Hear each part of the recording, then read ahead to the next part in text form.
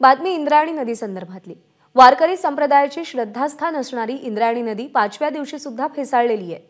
या नदीच्या प्रदूषणाचा मुद्दा हिवाळी अधिवेशनात लक्षवेधी ठरला होता। या नदीच्या प्रदूषणावरून राज्य सरकारला घरचा आहेरही मिळालेला होता। राज्य सरकारवर टीकाही झाली होती। मात्र तरीही महाराष्ट्र प्रदूषण नियंत्रण मंडळाकडून अद्यापही नदीच्या प्रदूषणाबाबत कारवाई होताना दिसत नाहीये।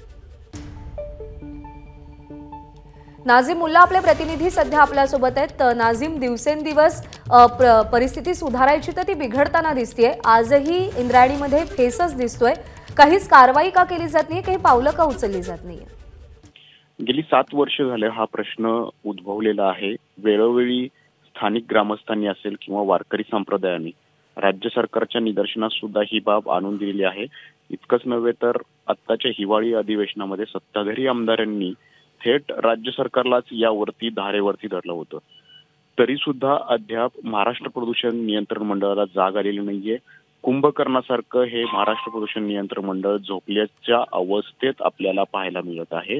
इतकंच नव्हे तर नुकतंच आरोग्य मंत्री तानाजी सावंत यांनी नद्यांमध्ये जे दूषित पाणी, रसायनयुक्त पाणी सोडलं जाते याच्यामुळं काय घडू शकतं याचा एक अहवाल प्रसिद्ध झाल्याचं त्यांनी सांगितलं आणि भविष्यात 90% पिढीला कर्करोगाचा आजार जडू शकतो असा अहवाल पुढे आल्याचं त्यांनी जाहीर कबुली दिली।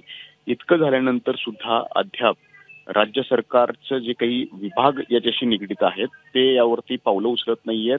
आजचा 5वा दिवस आहे। इंद्रायणी नदीमध्ये जो फेस आहे तो दिवसेंदिवस वाढत चाललाय। यावरती का कारवाई होत नाही, का हा जीवाशी खेळ सुरू आहे, या सगळ्या प्रश्नांची उत्तरं राज्य सरकारला द्यायची आहेत। उपमुख्यमंत्री देवेंद्र फडणवीस म्हणतायत की या नदीला जर शुद्धीकरण करायचं असेल तर काही वेळ लागणार आहे। मग गेली 7 वर्ष नेमकं काय सुरू होतं याचीही उत्तर आता राज्य सरकारला द्यावी लागणार आहेत। महाराष्ट्र प्रदूषण नियंत्रण मंडळ अद्यापही झोपेचं सोंग घेऊनच उभा आहे। नाझीम, धन्यवाद दिलेल्या सगळ्या सविस्तर माहितीसाठी। आणि इंद्रायणी नदी प्रदूषण मुक्त आंदोलक निसार सय्यद यांनी या सगळ्या संदर्भात काय प्रतिक्रिया दिली आहे आपण तीही जाणून घेऊया। माध्यमांमध्ये मी एक गोष्ट ऐकली की एक अहवाल असा प्रसारित झालाय की अशाच प्रकारचं जर रसायनयुक्त पाणी नदीपात्रात जर सोडलं गेलं तर येणाऱ्या काळात 90% जनतेला कॅन्सर सारखा आजार होण्याची शक्यता सांगण्यात आलेली आहे।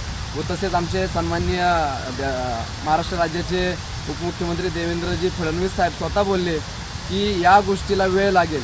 मी साहेबांना, सन्माननीय साहेबांना विनंती करतो की अजून किती वेळ लागेल। आता मागील 8 ते 10 वर्षापासून आम्ही या नरक यातना भोगतोय। आमच्या इंद्रायणी नदीकाठच्या परिसरातली जी गावे असतील, जे नागरिक असतील, जे वारकरी संप्रदायातील व्यक्ती असतील, यांना ही नरक यातना अजून किती दिवस भोगावी लागेल। आणि एवढ्या दिवस जर या 8 ते 10 वर्ष झाले या गोष्टी घडतायत तर सन्माननीय सरकार असेल किंवा सन्माननीय जे काही अधिकारी असतील, प्रदूषण नियंत्रण मंडळाचे असतील किंवा जे काही प्रशासन असेल, महानगरपालिका, नगर परिषद असतील किंवा जे ग्रामपंचायत हद्दीतील जे अधिकारी वर्ग असेल, तर आपण या गोष्टीवर का उपाय व का करत नाही, या का अनधिकृतपणे चाललेल्या या गोष्टी का थांबत नाहीत, का या कंपन्यांवर कारवाया होत नाही, का या सांडपाणी आपण पिंपरी चिंचवड असेल किंवा नदीपात्रात येणारी जी काही नगरपालिका असतील किंवा ग्रामपंचायत असतील तर या पाण्यावर आपण का थांबू शकलो नाही आणि या गोष्टीवर का आतापर्यंत मार्ग निघाला नाही, हे सन्माननीय मी मंत्री महोदय असतील किंवा प्रशासन असेल यांना हा प्रश्न विचारतोय। एबीपी माझा, उघडा डोळे बघा नीट।